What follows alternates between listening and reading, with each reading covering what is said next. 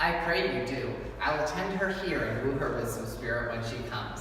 Say that she rail, well then I'll tell her plain. She sings as sweetly as a nightingale. Say that she frown, I'll say she looks as clear as morning roses newly washed with dew.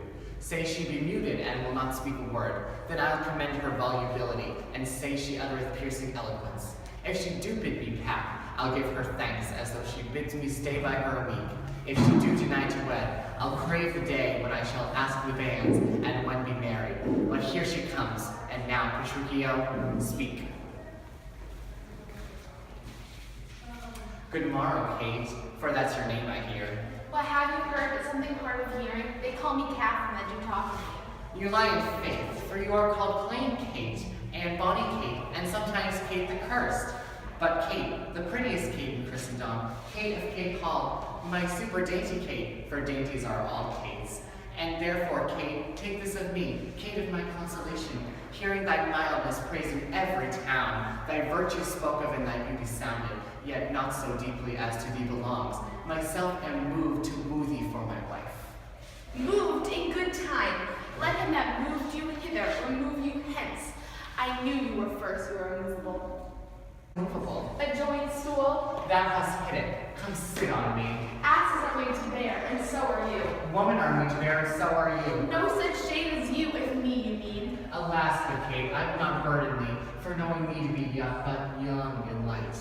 Too light for such a swine as you to catch, and yet as heavy as my weight should be. Should be, should buzz. Well, to them like a buzzard.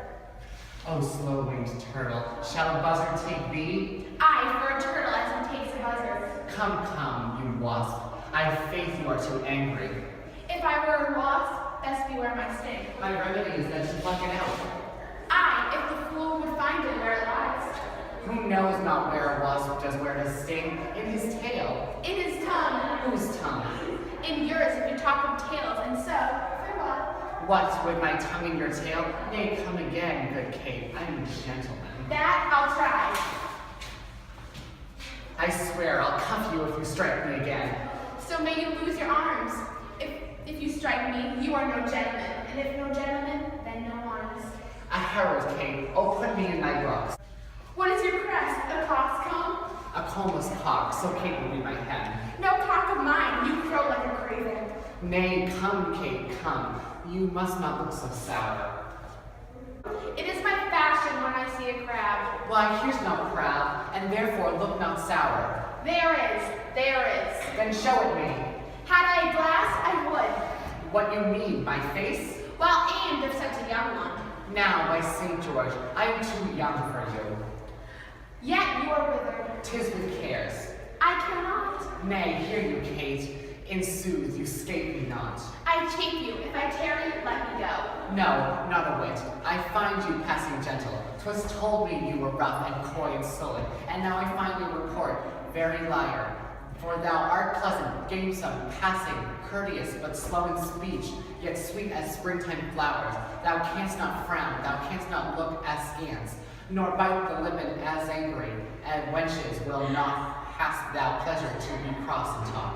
But thou with mildness entertainst thy wooers with gentle conference, soft and affable. Why does the world report that Kate doth limp?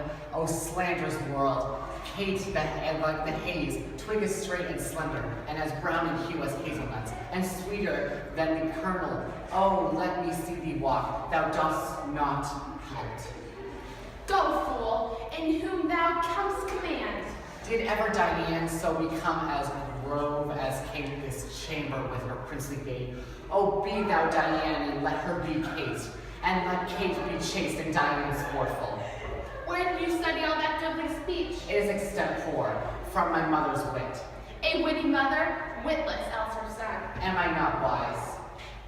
Yes, keep you warm. Mary, so I mean, sweet Katherine, and I beg, and therefore, setting all this chat aside, thus in plain terms, your father hath consented that you shall be my wife, that your dowry agreed on, and will you, I will marry you. Now, Kate, I am a husband for your turn, for by this light, whereby I see thy beauty that doth make me like thee well, thou must be married to no man but me.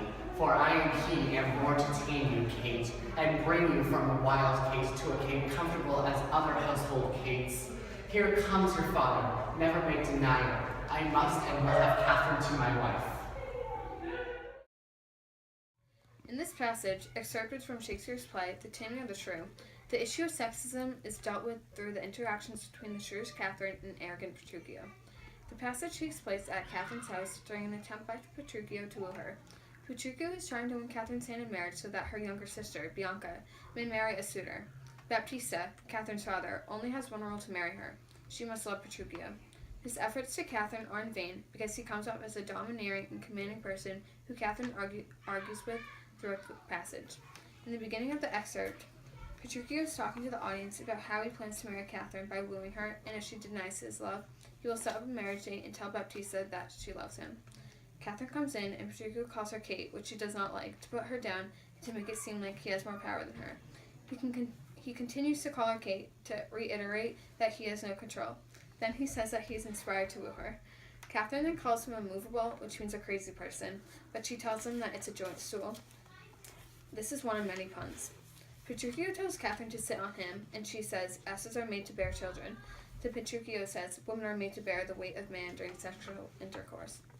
Catherine and Petruchio continue to call each other names such as rustic lover and worthless horse.